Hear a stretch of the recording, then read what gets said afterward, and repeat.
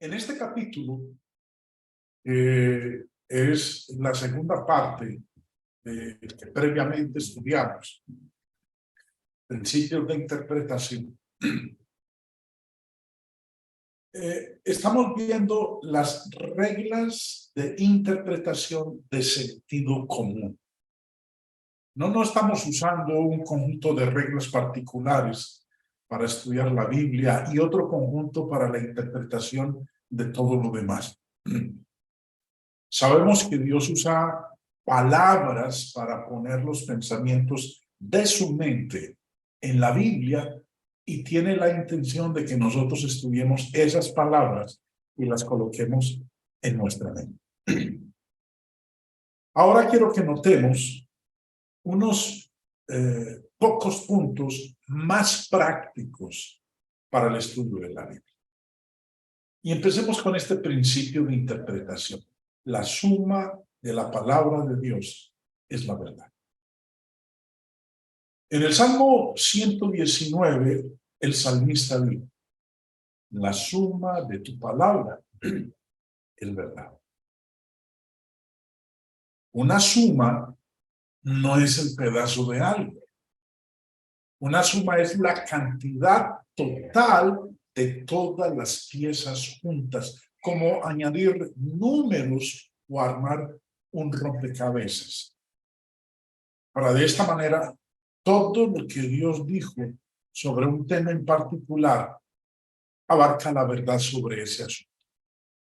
Ahora, eso funciona sobre cualquier tema, sea el bautismo, la fe, la disciplina en la iglesia, los ancianos, la obra de predicación o el matrimonio. Cualquiera que este sea, no sabemos la verdad sobre un tema a menos que aprendamos todo lo que la Biblia ha dicho sobre este. Podemos tener una parte de la verdad, pero a menos que tengamos todo lo que la Biblia dice sobre eso, no conocemos la verdad. La mayoría de las personas cometen este error fundamental de usar solamente partes de la enseñanza bíblica. Por eso, la razón por la cual se llegan a conclusiones equivocadas, a establecimiento de doctrinas equivocadas, a posturas radicales, fanáticas, extremistas, se debe a que no se toma la suma total de la palabra de Dios sobre un tema en particular.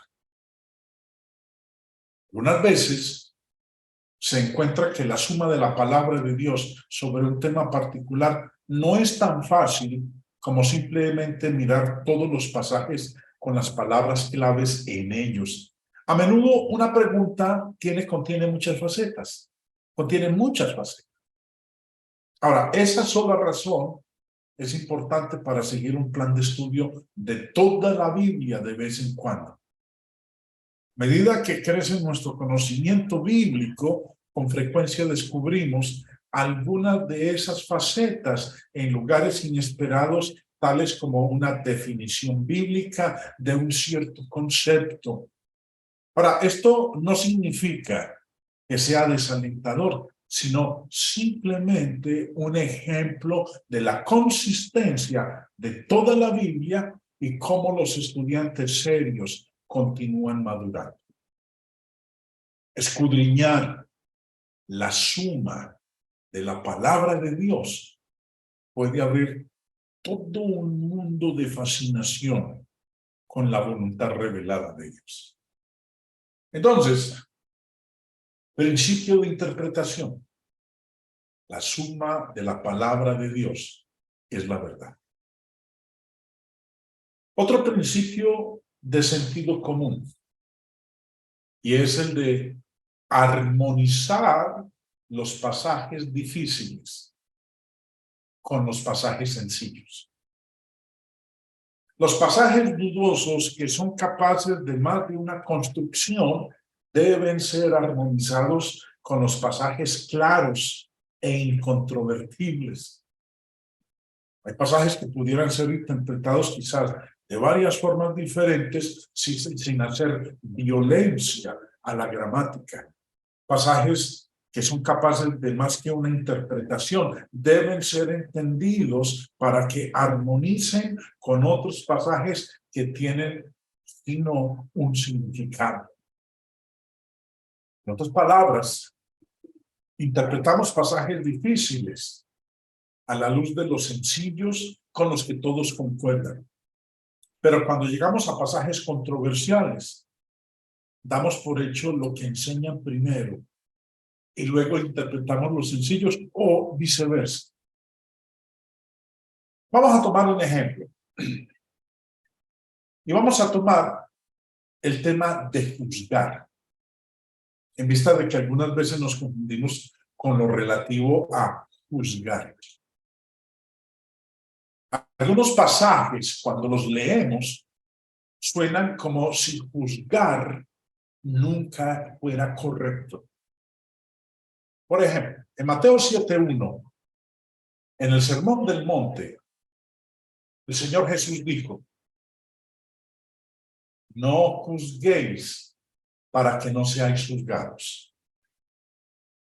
Y de igual manera, en Romanos capítulo 2, versículo 1, Pablo se queja contra algunos judíos y les dice: por lo cual eres inexcusable, oh hombre, quien quieras que seas tú que juzgas, pues en lo que juzgas a otro, te condenas a ti mismo, porque tú que juzgas haces lo mismo. Recuerden, algunos pasajes suenan como si juzgar nunca es correcto. Aquí tenemos ya Mateo 7:1, acabamos de leer Romanos capítulo 2, versículo 1, y luego en Romanos 14, versículo 4, Pablo pregunta: ¿tú quién eres que juzgas al criado ajeno? Para estos tres pasajes, el de Mateo 7:1, el de Romanos 2:1 y este de Romanos 14:4, nos hacen pensar que no tenemos ningún asunto en juzgar a alguien por algo, bajo cualquier circunstancia y por cualquier razón. Si esa fuera la suma de la palabra de Dios sobre este tema, entonces simplemente no deberíamos juzgar y punto. Ahora, suena bien, pero luego llegamos a pasajes que dicen claramente que algunos juicios son requeridos. Nuestro Señor mismo, en Juan capítulo 7, versículo 24, mandó: no juzguéis según las apariencias, sino juzgad con justo juicio. Cuando Jesús nos mandó a juzgar, como lo dice aquí el texto de Juan 7:24, entonces, ¿qué de los otros tres donde se nos prohíbe? Ahora, si examinamos el contexto de Mateo 7, donde el Señor en el Sermón del Monte dijo: no juzguéis para que no seáis juzgados, lo que el Señor estaba haciendo en ese contexto era condenar el juicio hipócrita.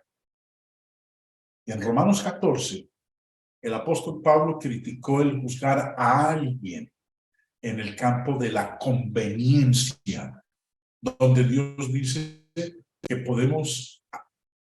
¿qué podemos hacer o no hacer? Ahora, de esta manera, interpretamos los pasajes de juicio que son capaces de más que una interpretación por medio de los pasajes sencillos. Ahora, generalmente esta es una regla fácil de llevar a cabo. No debemos juzgar por la apariencia, ni hipócritamente, sino que debemos hacer juicios y decisiones justas en el campo de la conveniencia. Entonces, segundo principio de interpretación: armonizar los pasajes difíciles con los sencillos. Otro principio de interpretación: considerar el significado de cada palabra, frase y párrafo. Si lo hacemos, Eso nos va a ayudar a entender la palabra de Dios. Si sabemos qué significan todas las palabras en un versículo, simplemente no estamos asumiendo cómo se relacionan las unas con las otras. Entonces vamos a hacer un buen intento en lo que enseñan los pasajes. La mayoría de las veces, cuando no entendemos un versículo, es porque contiene una palabra o palabras que no conocemos. Quiero colocar como ejemplo la parábola en Lucas capítulo 19 del hombre noble que se fue a un país lejano para recibir un reino. Y dejó a cada uno de 10 siervos con una suma de dinero para que negociaran y ganaran para él. Cuando el Señor volvió, llamó a todos sus siervos para que dieran cuenta. Y vamos a leer particularmente los versículos 20 al 22. Dice, y vino otro diciendo, Señor, he aquí tu mina, la cual he tenido guardada en un pañuelo, porque tuve miedo de ti, por cuanto eres un hombre austero. Tomas lo que no depositaste y ciegas lo que no sembraste. A este le dice, por tu misma boca te juzgaré, siervo malvado.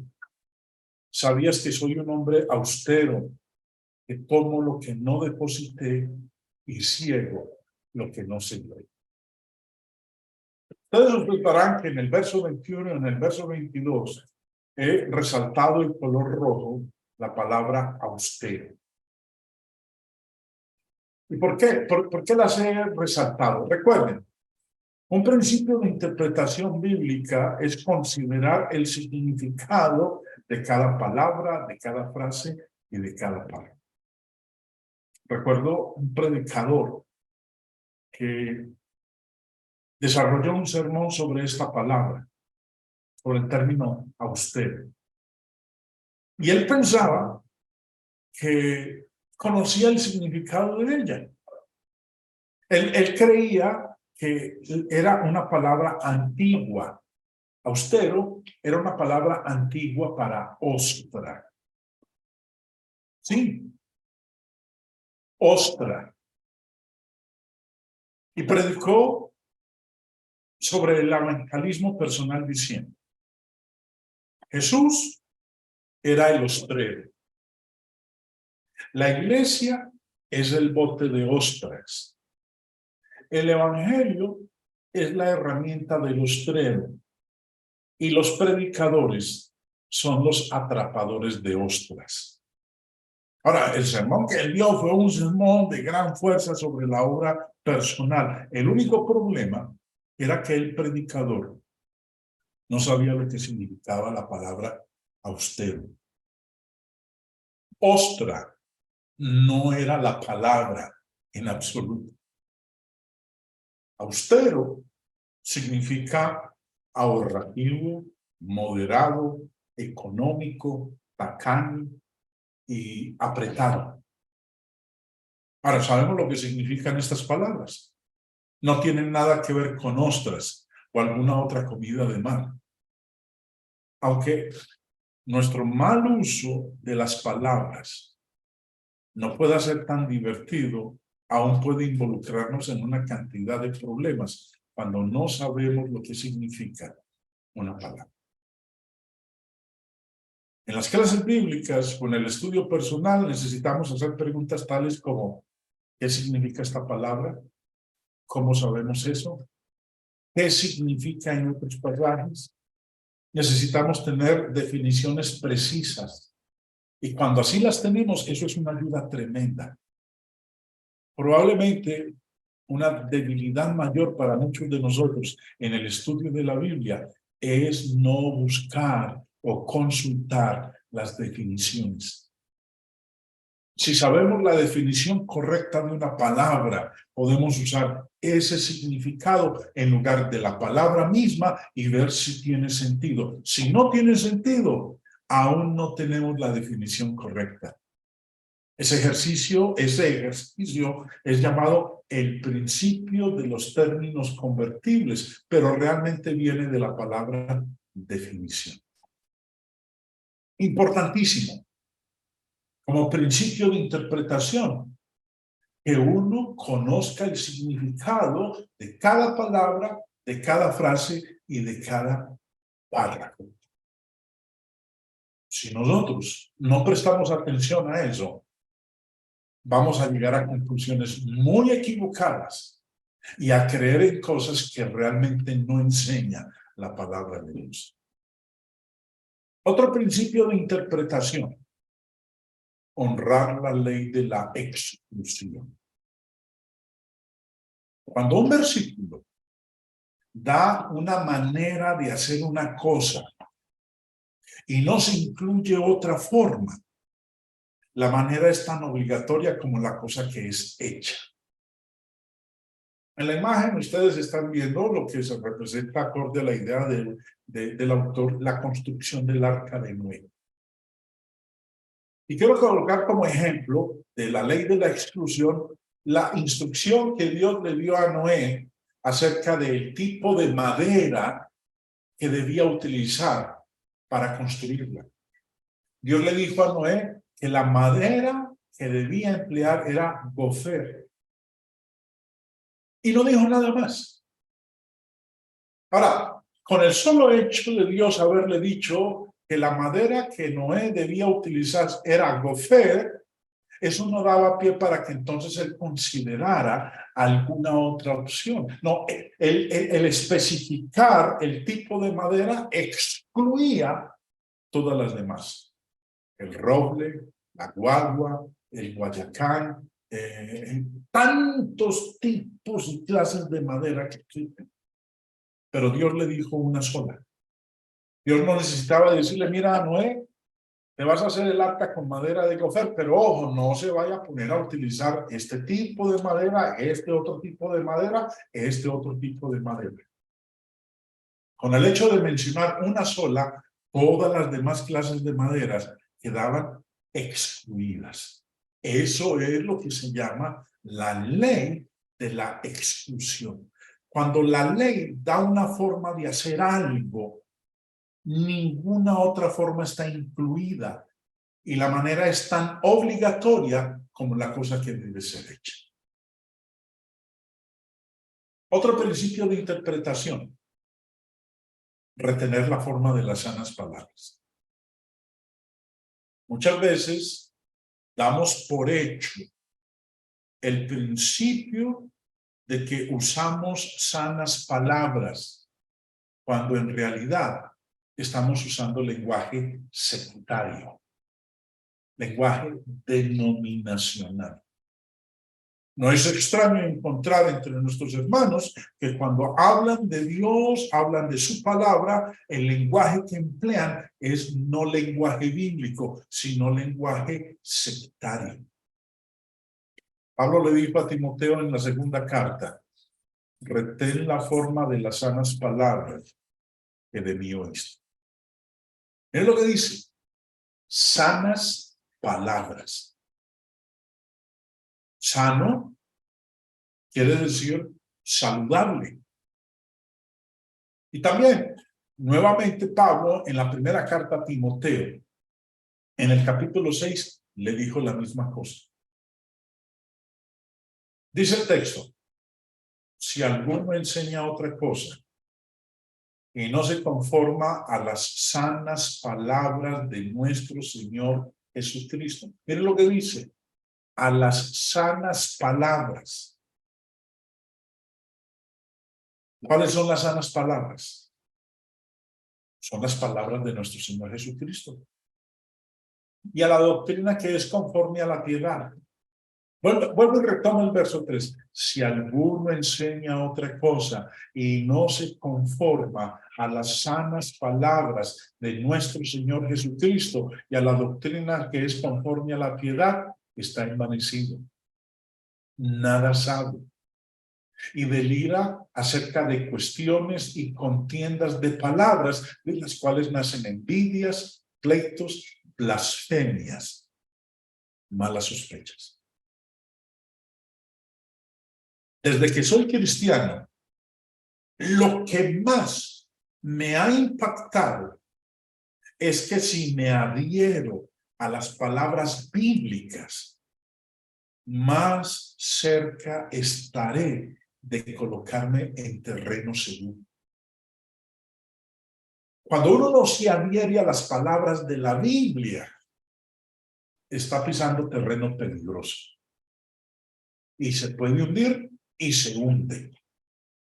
Por eso Pablo le decía a Timoteo que se conformara a las sanas palabras de nuestro Señor Jesucristo, que retuviera la forma de las sanas palabras. Si nosotros vamos a hablar del día de reunión, ¿cuál es el mejor lenguaje para usar? El primer día de la semana. Recuerden, nosotros no leemos en la Biblia de los días de la semana como los conocemos. Domingo, lunes, martes, miércoles. Esos términos no existen en la Biblia. Los días de la semana, los nombres de los días de la semana como los conocemos, son de origen griego, que los dedicaban a cada uno de los planetas que hay en el sistema solar. Los griegos, el lunes a la luna, martes a Marte, miércoles a Mercurio, jueves a Júpiter, viernes a Venus, sábado a Saturno y el domingo al día del sol. Por eso en inglés se dice Sunday, el día del sol. Pero tanto en el Antiguo como en el Nuevo Testamento, nosotros no leemos de los días de la semana de esa manera. El lenguaje bíblico es primer día de la semana, segundo día de la semana, tercer día de la semana, séptimo día de la semana, etc. Entonces, si vamos a hablar del día de reunión, ¿cuál es el mejor lenguaje para usar? El lenguaje bíblico. Primer día de la semana. Es más, en 2 días, hoy es viernes, sería el quinto día de la semana. Corrijo, el sexto día de la semana. Pero en 2 días vamos a tener nuestra reunión el primer día de la semana. Alguien podría decir, no, nos vamos a reunir el domingo. Bueno, sí, claro, porque el equivalente al primer día de la semana, acorde a los nombres griegos, es el domingo. Pero domingo no es lenguaje bíblico. El lenguaje bíblico es primer día de la semana. Nosotros leemos que cuando las mujeres fueron al sepulcro, al sepulcro donde había sido sepultado nuestro Señor, dice que ellas fueron el primer día de la semana, no dice que fueron el domingo. Cuando uno habla con personas de otras afiliaciones religiosas, a veces no es extraño escucharle a los hermanos decir que el día de reposo del cristiano es el domingo. La Biblia no dice eso. La Biblia habla de un día de reposo, y ese día de reposo en el Antiguo Testamento era el séptimo día de la semana, no el primer día de la semana. Cuando hoy se habla de que el día de reposo del cristiano es el primer día de la semana, no está usando lenguaje bíblico, está usando lenguaje sectario. Por eso Pablo le decía a Timoteo, retén la forma de las sanas palabras. O si vamos a hablar de la cena del Señor, necesitamos retener la forma de las sanas palabras. Una cantidad de grupos religiosos hablan de la Sagrada Eucaristía. Ahora, eso suena religioso, pero eso no es lenguaje bíblico. O en los grupos religiosos se habla de el sacramento de la comunión. Eso también suena impresionante, pero eso no es lenguaje bíblico. Haríamos mejor en retener la forma de las sanas palabras, como dijo Pablo, las palabras de nuestro Señor Jesucristo. Y acerca de la Trinidad. ¿Queremos hablar de la Trinidad? Trinidad no es una palabra bíblica, aun cuando está en algunos de nuestros seminarios. Antes que ser exigente o quisquilloso, Trinidad simplemente no es la forma de las sanas palabras. Trinidad no es una palabra que Jesús usó ni sus apóstoles. La palabra que los apóstoles utilizaron, la palabra que el Espíritu Santo utilizó, es el término deidad. Padre es Dios, el Hijo es Dios, el Espíritu Santo es Dios. Todos los tres seres divinos están unidos, lo cual creo que todos nosotros lo entendemos y lo creemos. Pero podemos hablar acerca de los seres divinos exactamente como la Biblia lo hace, sin usar la palabra Trinidad. La palabra bíblica es deidad. Hay tres seres que son divinos o que tienen los atributos de deidad, y ellos son el Padre, el Hijo y el Espíritu Santo. Así como Pablo amonestó a Timoteo a retener la forma de las sanas palabras, nosotros también necesitamos hacer lo mismo. Y si usamos lenguaje bíblico, pues va a ser mucho más fácil hacernos entender. Otro principio de interpretación: no base el entendimiento en pasajes ambiguos. Basar nuestro entendimiento de la Biblia en pasajes ambiguos puede hacernos susceptibles a conjeturas ridículas. Por ejemplo, en el segundo viaje misionero del apóstol Pablo, es cuando él llega a Europa, específicamente a la ciudad de Filipos. Ustedes pueden observar ahí en el mapa, en la parte superior, hacia la izquierda, donde dice Macedonia, un poquito a la derecha dice Filipos. Cuando Pablo viajó a Filipos en su segundo viaje misionero, nos dice la Escritura que él salió, fue junto al río y se encontraron con un grupo de mujeres judías. Una de ellas se llamaba Lidia, una vendedora de púrpura. Y Lucas, el autor de Hechos de los Apóstoles, en el capítulo 16, nos dice lo siguiente: un día de reposo salimos fuera de la puerta, junto al río, donde solía hacerse la oración, y sentándonos, hablamos a las mujeres que se habían reunido. Entonces una mujer llamada Lidia, vendedora de púrpura de la ciudad de Tiatira, que adoraba a Dios, estaba oyendo. Y el Señor abrió el corazón de ella para que estuviese atenta a lo que Pablo decía. Y cuando fue bautizada y su familia, nos rogó diciendo: si habéis juzgado que yo sea fiel al Señor, entrad en mi casa y posad. Y nos obligó a quedarnos.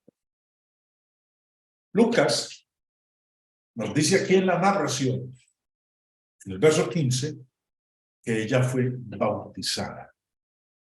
Y no solamente ella, dice que también fue bautizada su familia. Algunos de nuestros amigos religiosos, de nuestros amigos de otras afiliaciones religiosas, dicen que cuando aquí leemos que fue bautizada la familia de Lidia, que yo incluía también a los niños, a los bebés. Ahora, ¿dónde consiguieron ellos la idea del bautismo de bebés? Bueno, le mencionaba a ustedes que algunos grupos religiosos apuntan a Hechos 16:15 para decir, vea, aquí se habla del bautismo de bebés, porque habla de la familia de Lidia, y en una familia hay niños, hay bebés. Si vamos a apoyar el bautismo de bebés basados en un pasaje que tiene a una familia en pues nosotros estamos dando brincos de imaginación. Tenemos que suponer que la familia de Lidia tenía bebés en ella, ¿o no? Familia simplemente significa familia o grupo de personas viviendo en una casa. No podemos nosotros basar la interpretación de la palabra de Dios en pasajes ambiguos. Y eso es lo que hacen muchas personas cuando van al estudio de la palabra de Dios. Si proveemos suposiciones imposibles de probar, pues nos vamos a meter nosotros en terrenos peligrosos. Y finalmente vamos a equivocarnos y desviarnos de la palabra de Dios. Otro principio. Observe alguna razón especial que se da. Necesitamos prestar atención, necesitamos observar la razón especial que se da, si hay alguna razón para la cosa que se dice o se hace. En otras palabras, ¿qué dio origen al pasaje que se está considerando? Ahora, esto no funciona con todo pasaje, porque algunas veces no es dada la razón. Un ejemplo de esta regla. En 1 Timoteo capítulo 3, con respecto a los requisitos de un anciano, Pablo dijo que gobierne bien su casa, que tenga a sus hijos en sujeción con toda honestidad.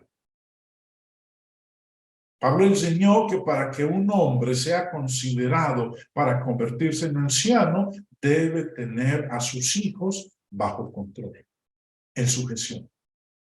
Y luego dice, ¿por qué? Verso 5. Pues el que no sabe gobernar su propia casa, ¿cómo cuidará de la iglesia de Dios?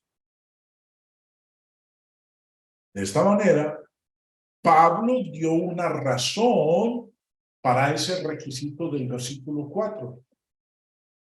Que gobierne bien su casa, que tenga a sus hijos en sujeción con toda honestidad. Muchas veces la Biblia da razones que nos ayudan a entender ciertos pasajes. Otro ejemplo. ¿Por qué guardar el día del reposo? En Éxodo 31:13, Dios explicó: tú hablarás a los hijos de Israel diciendo, en verdad vosotros guardaréis mis días de reposo, porque es señal entre mí y vosotros, por vuestras generaciones, para que sepáis que yo soy Jehová, que os santifico. Dios dijo, guardaréis mis días de reposo, porque señal es entre mí y vosotros. O sea, pues, el pueblo de Israel.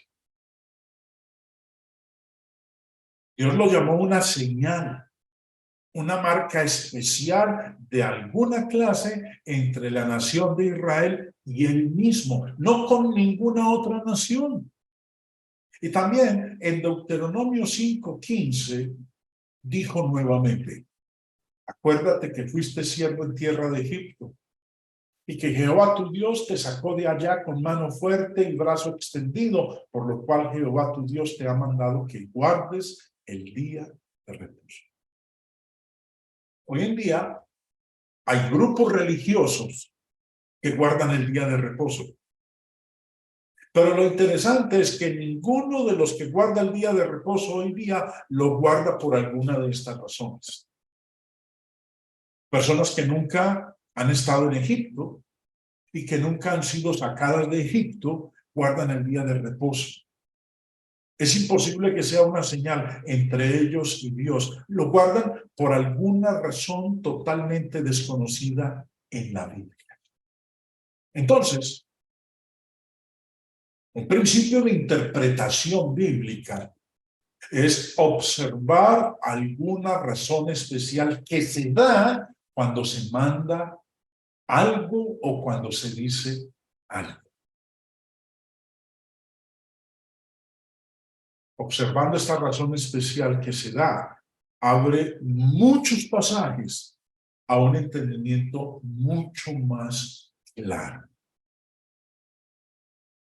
Y el último principio que quiero mencionar es algo que no hacemos muchos, y es meditar en estas cosas. En 1 Timoteo 4:15, Pablo dijo a Timoteo: reflexiona sobre estas cosas, dedícate a ellas, para que tu aprovechamiento sea evidente a todos.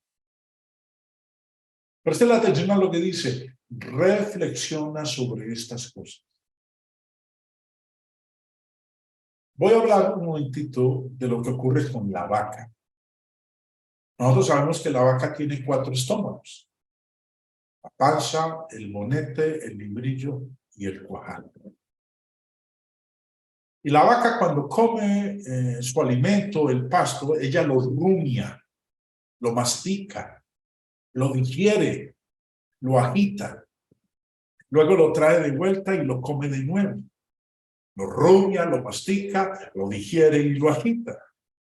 Bueno, esa es la idea de reflexión de la cual está hablando aquí el apóstol Pablo.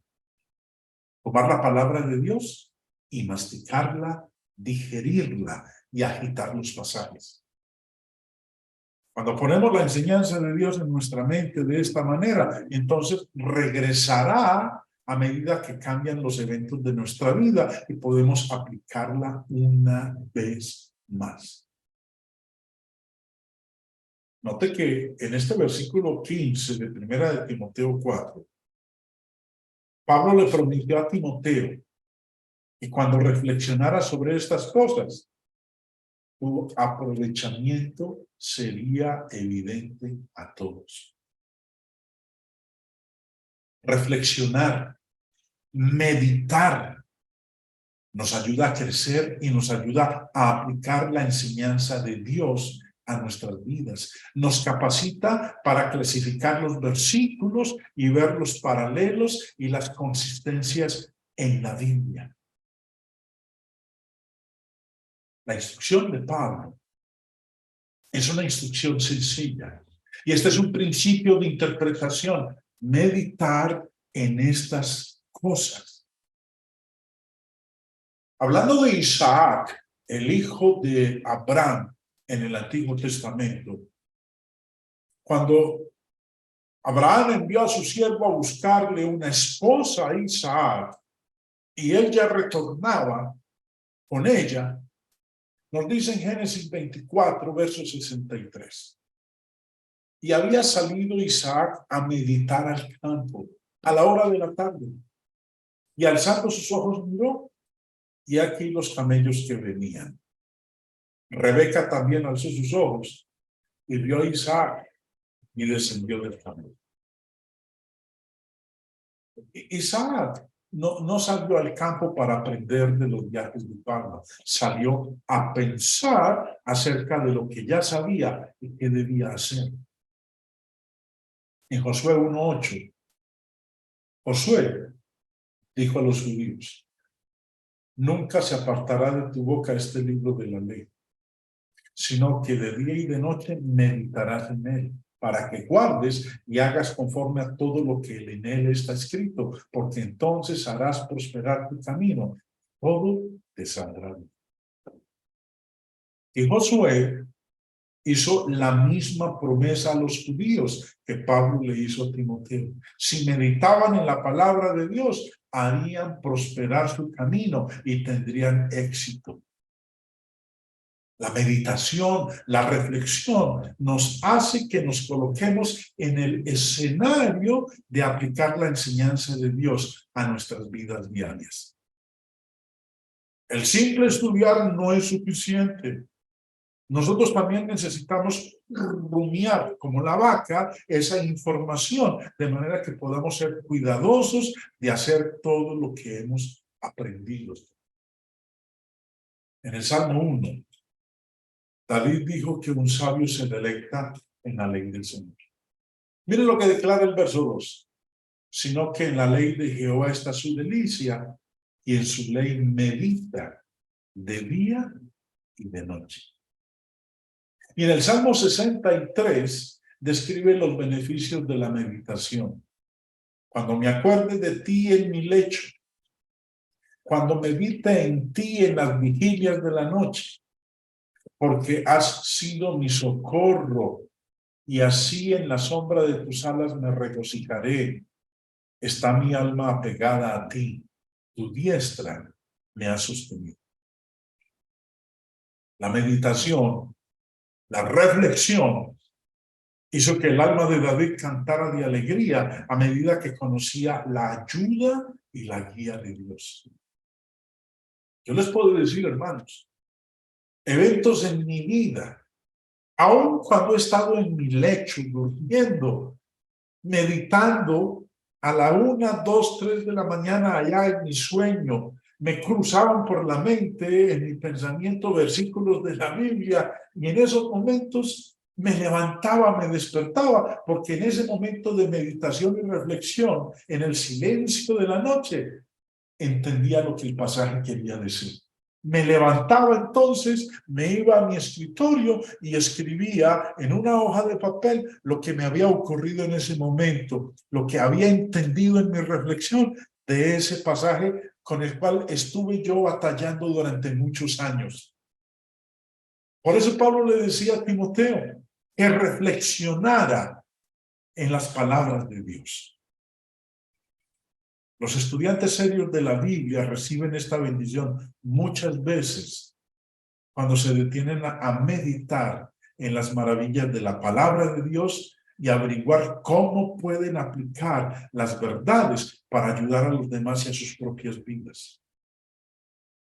En ocasiones, viajando en el transporte público, meditando en pasajes de la Biblia, reflexionando sobre ellos, se me ha abierto el entendimiento y he podido comprender mucho mejor ciertos pasajes de las Escrituras. No debemos pensar siempre que la meditación es mala. Dios la manda y nos recompensa por hacerlo. Probablemente no meditamos lo suficiente en lo que ya sabemos. Pablo, en Filipenses 4:8 dijo, por lo demás, hermanos, todo lo que es verdadero, todo lo honesto, todo lo justo, todo lo puro, todo lo amable, todo lo que es de buen nombre, si hay virtud alguna, si algo digno de alabanza, en esto pensar. Llegan momentos cuando nuestro sentido común de interpretación de la Biblia demanda que rumiemos como la vaca en lo que ya sabemos. Empezamos este capítulo hablando sobre más principios de interpretación por medio de notar que la suma de la palabra de Dios es verdad. Si no estudiamos todos los pasajes que tocan sobre cierto tema, entonces no sabremos lo suficiente para llegar a una conclusión acerca de ese tema. Continuamos con el sentido común de las reglas, tales como armonizando pasajes difíciles con los sencillos. Vimos que si suponemos definiciones para las palabras bíblicas, es fácil presumir falsamente lo que quieren decir varios pasajes. Saber el significado de las palabras abre frases y párrafos a un entendimiento exacto. Observamos la ley de la exclusión para ver que cuando Dios especifica algo, eso elimina otros elementos. Si usamos las palabras bíblicas para las cosas bíblicas, entonces estaremos usando las sanas palabras. De igual manera, no deberíamos basar argumentos en conjeturas acerca de pasajes ambiguos. Si hacemos eso, podremos probar cualquier cosa. Muchas personas intentan probar sus dogmas por medio de suponer hechos no dados en la Biblia. Cada vez que podamos encontrar la razón bíblica para una enseñanza, esto nos ayuda a interpretar mejor esa enseñanza. Y finalmente, examinamos la necesidad de meditar en lo que hemos aprendido. Cuando hacemos esto, no solamente nos da una idea de los pasajes, sino que también nos ayuda a aplicar la palabra de Dios a nuestras vidas diariamente. En las lecciones que vienen, vamos a continuar esta sección sobre interpretar la Biblia por medio de mirar a reglas más específicas para descifrar la palabra de Dios. Así que los invito, mis hermanos, para las lecciones que vendrán más adelante.